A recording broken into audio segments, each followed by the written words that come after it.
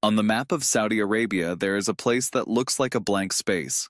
Desert, mountains, the Red Sea, a stretch of land known for centuries only to Bedouins, fishermen, and caravans. And yet it is here that something is rising which is meant to become the greatest urban experiment of the 21st century. NEOM, a city which, in its design, is not really one city at all, but a miniature world. Each of its parts is a different story. The line, a narrow 170-kilometer line of the future, where life is meant to unfold inside a corridor of steel and glass. Oxagon, a factory on the sea, the world's largest floating industrial complex, where cutting-edge technologies are supposed to meet the water. Trojana, a ski resort in the mountains of the desert, where snow falls not from the sky but from machines, and winter games are meant to prove that dreams are stronger than climate. Sindala, an island of luxury, where yachts and golf courses are meant to shine brighter than Monaco and Dubai. NEOM is not a city. It is an idea poured into concrete, glass, and visualizations. Saudi Arabia says it is the future: smart technologies, renewable energy, climate neutrality, and life without cars. But critics ask, is this really the future? Or rather a spectacle in which the facade hides inequality, greenwashing, and the hard work of thousands of migrant workers? From the very beginning, NEOM has stirred two extreme emotions. Some see courage in it, proof that the Arab world does not have to keep chasing the West, but can become a pioneer in its own right. Others see hubris, an attempt to build a paradise for billions of dollars, even if the price is nature and people. Abdul Rahman talks about NEOM with a spark in his eye. This is our legacy. Something that will stay forever. The world will remember that we built a civilization of the future in the middle of the desert, Aisha answers calmly. But is a civilization of the future just luxury for the few? Wouldn't it be enough simply to learn to live more wisely, instead of creating illusions that fall apart at the first crisis? The last episode in this series about NEOM is a prologue to a question far bigger than the city itself. A question that sounds like this: can humanity build a future that truly serves everyone? Or are we only building new stage sets for the chosen few? At the source of NEOM stands a man whose name has barely left the headlines in recent years: Mohammed bin Salman, Crown Prince of Saudi Arabia, better known as MBS. It was he who, in 2017, announced that in the far northwest of the country, something would rise that the world had never seen before. A project worth hundreds of billions of dollars, intended to change not only the face of Saudi Arabia, but civilization itself. Why NEOM? Because Saudi Arabia has lived off oil for decades. Oil was everything, the source of wealth, political power, and social peace. But MBS knew very well that oil is coming to an end, if not physically, then politically. The world is turning towards renewables, economies are changing, and dependence on the golden commodity is becoming an ever greater risk. That is why in 2016 Vision 2030 was born, a reform plan designed to free Saudi Arabia from its oil dependence. And NEOM was its most spectacular showcase. At conferences, MBS spoke a language that sounded more like a futuristic manifesto than a political speech. This will not be an ordinary city. It will be a place where the future becomes the present. NEOM will be a laboratory for the world, a space where we create things others cannot yet imagine. The grand vision rested on three pillars. First, technology, artificial intelligence, robots, renewable energy, a system without cars, cities without CO2 emissions. Second, tourism and entertainment. Projects such as Trojana and Sindala were meant to bring in people and money from all over the world. Third, the industry of the future, Oxagon as the heart of a new economy built not on oil, but on technology. But behind this vision, there was also an image problem to solve. For a long time, Saudi Arabia was perceived through the lens of conservatism and restriction. MBS wanted to change that, to show young people that the future is here, that the country does not have to be only desert and oil, but can become a place that inspires the whole world. NEOM was meant not just as an economic project, but as a kind of national therapy. proof that Saudi Arabia can dream and can make those dreams real. Abdul Rahman talks about this with enthusiasm. This is our new beginning. MBS is giving us more than a city. He's giving us pride and a place in history. Aisha replies, cool and composed. But can you really build the future on renders and visions? Isn't it an illusion that ordinary people will pay for, while the elite travel the world boasting about their dream? The grand vision of Prince Mohammed bin Salman is the foundation of NEOM. It is a vision that weaves together politics, technology, tourism, and ambition. But it is also a vision that provokes questions. Is this a project for people or for reputation? Will NEOM become the beating heart of the future, or a monument to the ambitions of a single man? From the outset, NEOM was marketed not as a city, but as a laboratory. In Mohammed bin Salman's eyes, it was supposed to be an experimental zone where the world would come to see what the future looks like before it becomes the present. It was not just about buildings, roads, or infrastructure. It was about an idea. Saudi Arabia wanted to say, if you want to see what the world will look like in 2050, come to NEOM in 2030. On slides and in presentations, the slogans were striking. Artificial intelligence running the entire city, transport without cars, 100% climate-neutral urban design, education based on VR and AR, healthcare supported by nanotechnology and robotics.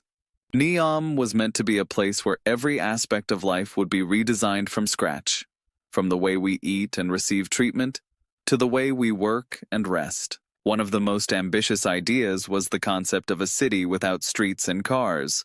In the line, everything was meant to be within a 5-minute walk, and transport would be handled by high-speed underground trains, carrying residents from one end of the line to the other in 20 minutes. A vision straight out of science fiction, a world without traffic jams, without exhaust fumes, without chaos. NEOM was also supposed to be a laboratory for renewable energy.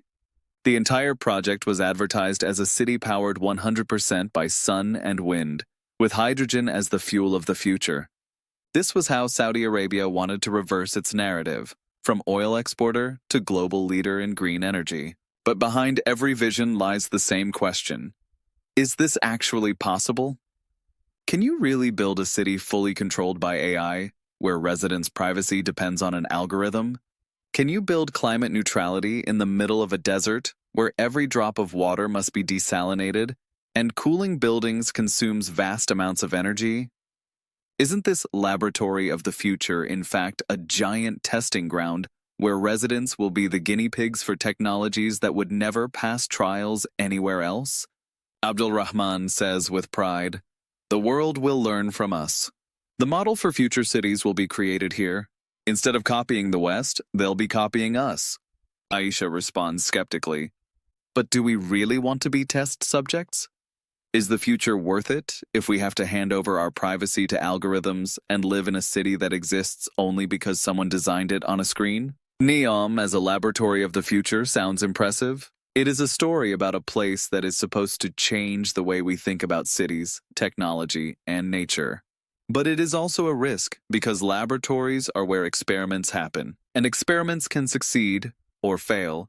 The question is whether the inhabitants of NEOM will be pioneers or the victims of tests designed to impress the world. Type NEOM into Google and you'll see images that look like stills from a science fiction movie. Shimmering towers in the shape of a line stretching across the desert, a port on the water where robots arrange containers in perfect harmony, skiers racing down slopes that look like the Alps transplanted to Arabia, islands full of yachts and futuristic villas, visualizations designed to inspire and hypnotize. But when you go there, the picture is different. In 2025, NEOM is still mostly a construction site. Desert where you see trucks, diggers, foundations, and unfinished structures. In the line, you can see the beginnings of giant excavations that are meant to become the foundation of a 170-kilometer wall. In Oxagon, the first quays are operating, but instead of futuristic robots, ordinary cranes unload containers. Trojana is still largely on paper, and Sindala is only just starting to take shape, even though the ads already show it as a finished paradise. That gap between the facade and reality is something we've seen with every mega project in the Middle East. For years, Dubai sold an image of luxury, while workers lived in barracks on the outskirts. Before the World Cup, Qatar spoke of innovation, while the world looked at photos of laborers in the heat. NEOM is the next chapter in the same story. A world that already exists in glossy brochures, but, in real life, is barely emerging from the sand. Saudi Arabia understands PR very well. A render moves faster than concrete. Computer graphics are cheaper than steel. The world looks at the visualizations and starts to believe that NEOM already exists, even though, in practice, foundations are only now being poured. This is the psychology of investment. You have to sell the dream first to find those who will believe in it. Abdul Rahman puts it bluntly. Every great dream starts with pictures. You have to inspire people before they see the foundations. Aisha answers dryly. But how many will be disappointed when they arrive and see desert instead of a city of the future? Aren't dreams just decoration then, hung over a bare construction site? The facade of a NEOM works like a magnet. It attracts the attention of the world, investors, and the tourists of tomorrow. But the reality is raw and unforgiving. Sand, concrete, sweat, and years of work. And within that gap between image and truth lies the biggest question of all. Will NEOM ever become what was promised? Or will it remain another desert mirage, beautiful but impossible to grasp? From the start, NEOM has been a global project, not just a national one. That is why opinions about it come from all over the world, and each sounds different, depending on who is speaking, from where, and with what interests in mind. In the West, NEOM evokes mixed feelings. For part of the media, and some investors, it is the biggest urban laboratory in history. Visions of the line or Trojena are described with admiration, and architects and tech firms compete for contracts. But alongside the admiration are sharp questions about human rights, about the fate of migrant workers, about the forced eviction of Bedouin tribes from the land cleared for construction. Environmental organizations call NEOM the most expensive greenwashing project on Earth, and some Western newspapers write bluntly, "This is not the future. This is Disneyland for billionaires." In Asia, the narrative is different. Countries such as South Korea, Japan, and China look at NEOM above all as a market. Tech and construction firms see multi-billion-dollar contracts. Chinese consortia supply surveillance and transport technologies. Korean companies design infrastructure. Japanese conglomerates negotiate energy projects. For Asia, NEOM is an opportunity. Ethical and ecological questions are secondary. In the Arab world, the emotions are different again. For many young people in the region, NEOM is a symbol that the Middle East does not have to be just a story of wars, conflicts, and oil. It is a project that shows you can dream of a future in the language of technology and luxury. But alongside excitement, there is jealousy and skepticism. Egyptians ask, will our Red Sea coast become a forgotten backyard next to NEOM? In the UAE, people quietly wonder whether Saudi Arabia is trying to steal their role as regional leader. And ordinary people across the region watch with distance. They know that most of them will never live in NEOM. At best, they will see it on television. Environmentalists sound the alarm. They say NEOM is a blow to nature. Building the line means destroying habitats for animals and plants. Oxagon threatens the Red Sea ecosystem. Trojena and Sindala are artificial worlds that swallow water and energy on a scale hard to imagine. But their voices are often drowned out by Saudi Arabia's powerful PR machine. The business world looks at NEOM through the lens of money. For corporations from the US, Europe, and Asia, this is a gigantic contract market. Roads, railways, hotels, energy, and digital infrastructure. Billions of dollars that may flow into their accounts if they accept Saudi terms and join the game. Many calculate coldly, even if NEOM never fully succeeds, the contracts will still pay off. Abdul Rahman echoes the enthusiasts. At last, the world sees us not just as a country of oil, but as a pioneer. This is our moment, Aisha answers with the voice of critics. But if the world looks only through the lens of contracts and pretty pictures, Does it really see what is happening? Does it see the people who were pushed off their land and the nature we are destroying? The voices of the world show that NEOM is not just a Saudi project. It is a global mirror in which everyone sees something different. Some see the future, others see illusion, some see opportunity, others see threat. The truth lies somewhere in between, in the sand, in the concrete, and in the dreams that are only just beginning to take shape. When you look at NEOM, it is hard to stay neutral. Some see courage in it, an attempt to build something that has never existed before. Others see arrogance, a project trying to cheat nature and prove that money can do anything. And that may be exactly why NEOM divides opinion so sharply. Courage. Because it does take courage to declare that, in a desert country, there will be a car-free city, a port on the sea, a winter resort, and a luxury island. It takes courage to invest hundreds of billions in something that might fail instead of sticking to familiar patterns. It takes courage to say, we don't want to be just a state of oil, we want to be a symbol of the future.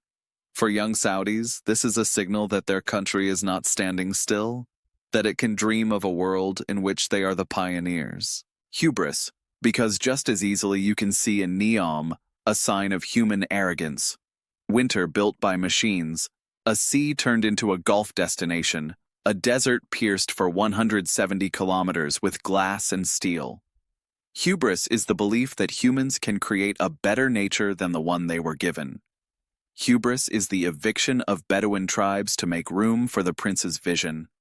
Hubris is greenwashing that tries to sell luxury as sustainable, when its foundations are billions of liters of water and gigawatts of energy. Abdul Rahman says, "This is our step into the future. If it works, the world will speak of Saudi Arabia as the country that dared to dream and act." Aisha replies, "But if it fails, the world will remember us as those who tried to buy the future instead of building it, and who left behind a desert full of ruins." Perhaps this is the real symbolism of NEOM, that it cannot be judged in a simple, one-word way. It is a project that combines dream and illusion, strength and weakness, courage and hubris. Like every civilization that tries to push past its own limits, NEOM can become a milestone, or a warning. History is full of such projects. The pyramids, symbols of the divine power of the pharaohs, which today are also monuments to pride and forced labor. The Tower of Babel, which was to reach heaven and ended up as a myth warning against human arrogance. But there are also Manhattan, Dubai, or Singapore, places that prove that sometimes courage really does create new worlds. Will NEOM join the list of wonders, or the list of warnings? That is a question we will only be able to answer in a few decades. For now, it remains the largest mirror of our age, in which some see courage and others see hubris. NEOM is not just an urban project. It is a 21st century epic whose chapters are playing out in the desert, in the mountains, and at sea. Each fragment of this story tells something different, but together they form a picture of an era in which humanity wanted to prove it could do more than nature itself. The line, 170 kilometers of glass and steel, is a vision of a city where life is meant to be orderly, fast, and intelligent. For some, the answer to the chaos of today's metropolises. For others, a corridor that will bring not freedom, but claustrophobia and control. An experiment that could just as easily become a model for the future as a warning that not every vision translates into real life. Oxagon, the industrial heart of NEOM floating on the water, is a promise that technology and ecology can go hand in hand. But it is also a question. Can we really talk about a green factory when its foundations are steel, concrete, and thousands of cargo ships? Oxagon highlights the contradiction of our era, the dream of sustainable development in a world still driven by industry and consumption. Trojana, a winter resort in the desert, is a symbol of courage and madness at the same time. Snow that does not fall from the sky but from machines, lakes built in the mountains, winter games in a place where summer is relentless. A project that inspires admiration and, at the same time, seems to mock the basic logic of climate. Trojana tells us, humans are ready to manufacture climate illusions just to prove there are no limits. But it also asks, what price will nature pay so that we can take a few photos for social media? Sindalah, the island of luxury, is a stage on which the global elite will play. Yachts, golf courses, concerts, and nightclubs, a paradise meant to shine brighter than Monaco. But this paradise is built on the work of thousands of migrants who will never rest on the beaches they clean. Sindalah reminds us that luxury is always selective. It shines for some, but casts others into shadow. All four parts of NEOM, the line, Oxagon, Trojana, and Sindalah, are like four faces of the same civilization. Faces that fascinate and disturb at the same time. Because NEOM is not just a city. It is a mirror of the 21st century. In that mirror, we see ourselves, people who want to live faster, more comfortably, more beautifully, but also people who risk in chasing dreams, losing contact with what is natural, necessary, and human. Abdul Rahman says, "This is our pride, our future." The world will speak of Saudi Arabia as a pioneer, Aisha answers, but is this a future for everyone? Or will it turn out that NEOM is a city for the chosen, and for the rest only a mirage seen from afar? NEOM is courage, because no one has previously tried to build a city that is, in its entirety, a project of the future. But it is also hubris, because humans have come to believe they can fully replace nature and design life like an app. And perhaps that is why NEOM is so compelling. It evokes the story of the Tower of Babel, a structure intended to reach the heavens that became a symbol of human arrogance. But it also evokes Manhattan, Dubai, or Singapore. Proof that sometimes boldness really does shape new worlds that change millions of lives. Will NEOM be the new wonder of the world, or a monument to ambition that crumbles back into sand? Will it become a model for the cities of the future, or a warning to those who forgot that nature does not like being toyed with? For now, one thing is certain.